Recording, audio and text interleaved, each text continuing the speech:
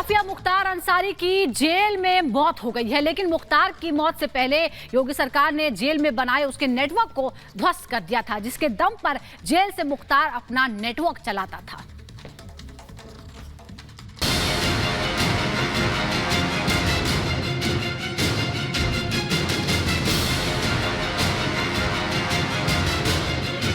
Jail से मुख्तार ने फैलाया था साम्राज्य।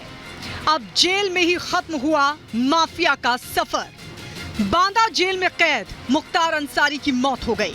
डॉक्टरों के मुताबिक मुख्तार को दिल का दौरा पड़ा था, जिसकी वजह से उसकी जान चली गई।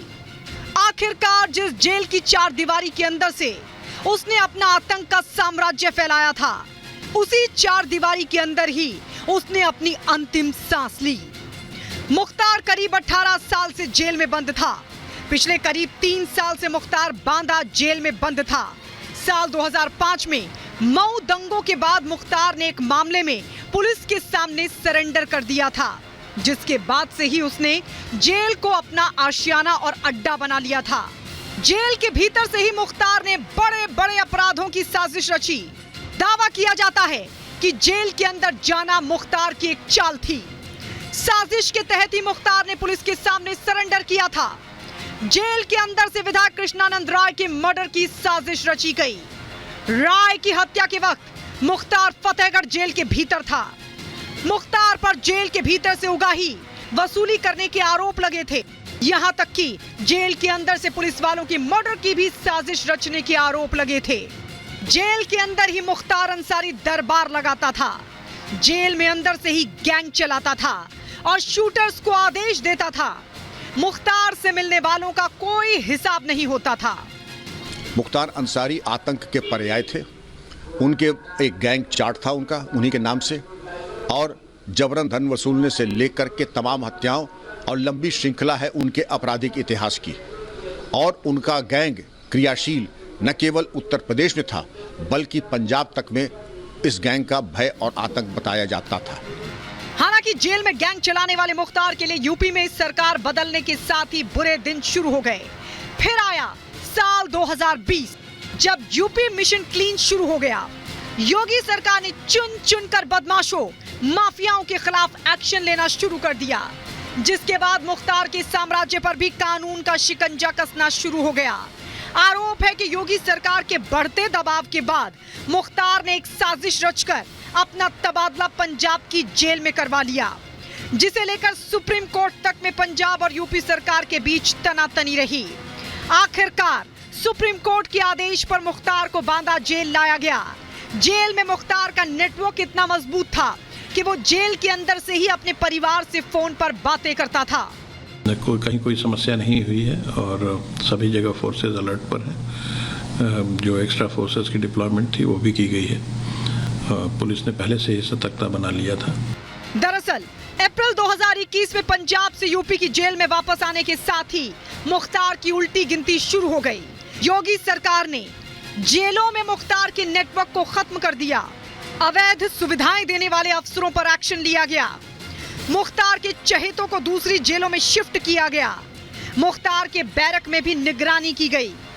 जेल आकर मिलने वाले की कड़ी चेकिंग की गई। मुख्तार के लिए नियमों का सख्ती से पालन शुरू हुआ। इनके कुकर्मों का एक न एक दिन तो अंत होना ही था।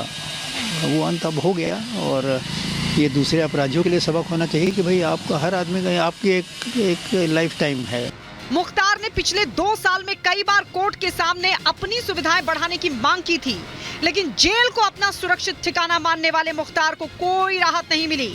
हालात इतने खराब हो गए थे कि पिछली सुनवाई के दौरान मुख्तार ने जज के सामने खुद को जेल में ही खतरा होने की बात कही थी, लेकिन जेल में उसकी बीमारी ही उसका दुश्मन बन गई और जेल की चार दीवारी के अंदर ही उसका अंत हो गया। Bureau report, Republic Bharat. तो मुख्तार की मौत के बाद जहां कुछ लोग उसकी मौत के पीछे साजिश का एंगल खोज रहे हैं, तो वहीं दूसरी तरफ मुख्तार ने जिन परिवारों को तबाह कर दिया था उनके यहां जश्न का माहौल। एक रिपोर्ट देखिए।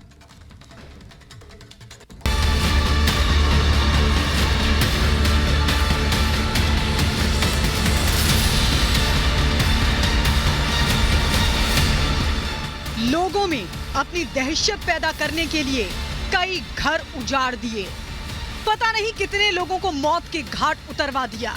उस पूर्वांचल के सबसे बड़े माफिया का अंत हो गया। बात हो रही है पूर्वांचल के सबसे कुख्यात माफिया मुख्तार अंसारी की, जिसकी हार्ट अटैक से मौत हो गई। जिन परिवारों को माफिया ने तबाह कर दिया था, उन घरों में जैसे ही मुख्तार अंसारी की मौत की खबर पहुंची, वहां खुशी की लहर दौड़ गई। वाराणसी में माफिया की मौत पर बीजेपी के पूर्व विधायक दिवंगत कृष्णानंद राय के घर जश्न मनाया गया। उनके परिवार के लोग ढोल नगाड़ों के साथ काशी विश्वनाथ के दर्शन करने पहुंचे। कृष्णानंद राय की पत्नी अलका राय ने मुख्तार की मौत पर कहा कि कृष्णानंद की हत्या के बाद कभी होली नहीं मनाई। मुझे लगा कि आज हमारे लिए होली है। हमको तो भगवान बाबा विश्वनाथ पर पूरा भरोसा था। आज बाबा की विश्वनाथ की आशीर्वाद से, कृपा से मुझे न्याय मिला है, क्योंकि सीबीआई कोर्ट से भी हम लोग हार गए थे। आज योगी और मोदी जी का देन है जो कि आज हमको न्याय मिला है। 29 नवंबर 2005 को बीजेपी नेता कृष्णानंद राय की हत्या हुई थी। हमलावरों ने उन पर 400 राउंड फायरिंग कर मौत के घाट उतार दिया था। कहा जाता है कि इस हत्याकांड के बाद मुख्तार की दहशत में और ज्यादा इजाफा हुआ।